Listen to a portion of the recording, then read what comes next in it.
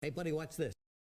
Hello, Regis Kilbin is the name, and Command and Conquer Rivals is the game, and this video is sponsored by EA, and in it we're going to talk about my top 5 GDI units. These are the units that I always seem to start when I'm building a new deck. They're the go-to units when I'm in the game. I just know I need something awesome that's going to either overpower my opponent or save me at the last minute. These are the things that I go to, the star units. So let's go ahead and jump into this list. Up first, I have the GDI Missile Squad, and I think these are really the most popular units I've seen in Command & Conquer Rivals so far. It seems like almost everybody that's playing GDI has Missile Squad in their army, and that's because they're just the great, ultimate, flexible early game tool. They can help you defend against really aggressive rushes from things like attack bites or any sort of vehicle rush. You can shut them down really quickly and efficiently and affordably with missile squads. They're great against aircraft. They often fill in these gaps where maybe a vehicle doesn't have the perfect answer to inventory. And the fact that they're so cheap means you can just pump them out, go take a control point. You can even contest Tiberium harvesters with them because they're really good against vehicles. So they're just great, and that's why everybody has them. They're just the go-to unit in a sense. So of course they're going to top my list here. They're maybe the best unit in the game. So up next, let's talk about the Rhino. And I don't think this is a unit a lot of other people love. I don't see it all that often. But for me, I found it creates really interesting counter opportunities, particularly against things like flame troopers and shockwave troopers, which I regularly see being used to counter things like missile squads, right? People build those cheap early infantry to beat all the missile squads out there. And then I think the Rhino is a perfect answer to those flame troopers, because although they're good against infantry, they're not good against vehicles, and the Rhino is good against vehicles.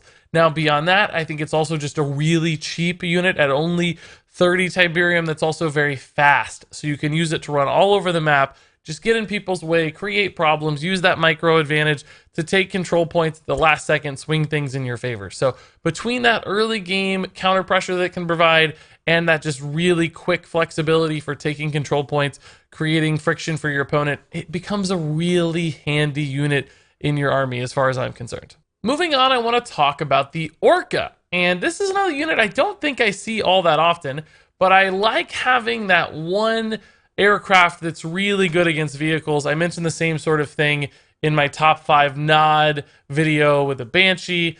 In this case, it just often lines up against tanks and things like worms that they just can't hit it at all, or that it's just a really good counter to. It's also great at just bursting down Tiberium harvesters because of the attack pattern with the Orca. It sends out really fast 4 missile bursts and can sometimes kill things before they even get a chance to react. So whether you're trying to kill like a Titan that can't attack aircraft at all, that harvester, maybe just sending them towards the enemy base to rush it down, it creates problems and it makes your opponent think and shift in a new direction all the time. And I think that's really valuable. So maybe not something I see every day against me, but still something I found out is quite useful if you learn how to use it in the right ways.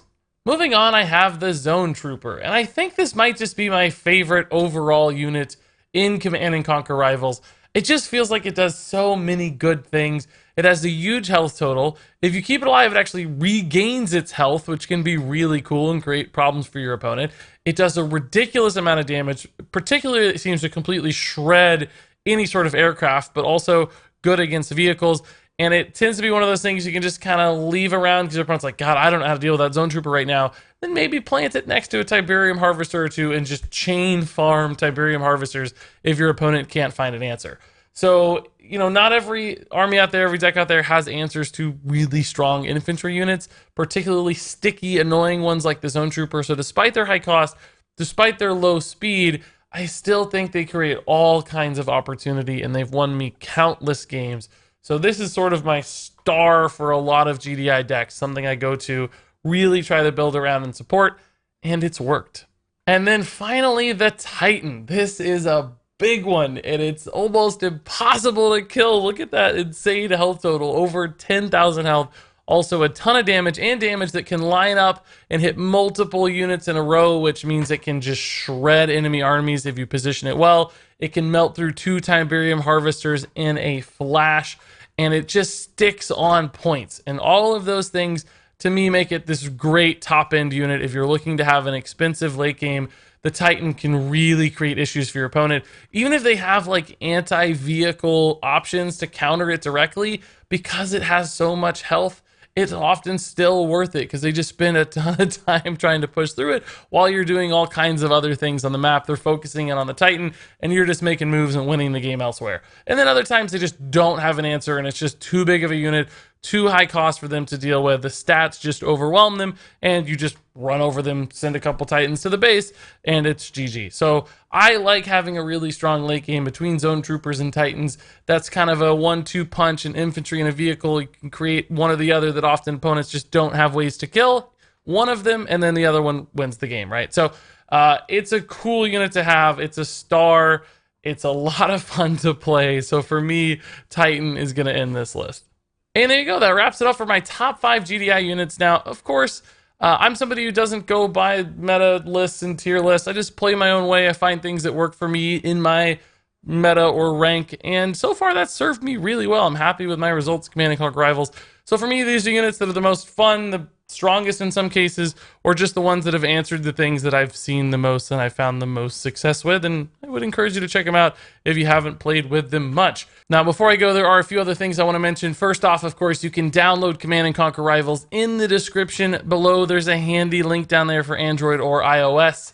There's all kinds of new stuff hitting the game right now, so it's a good time to check it out, including some pretty crazy new units that I think are going to be a lot of fun.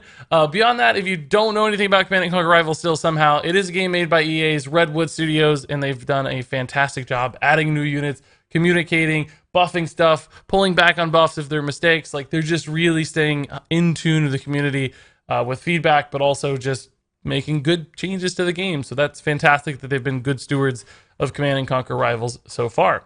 So all that said, I just want to say thanks for watching, and until next time, game on.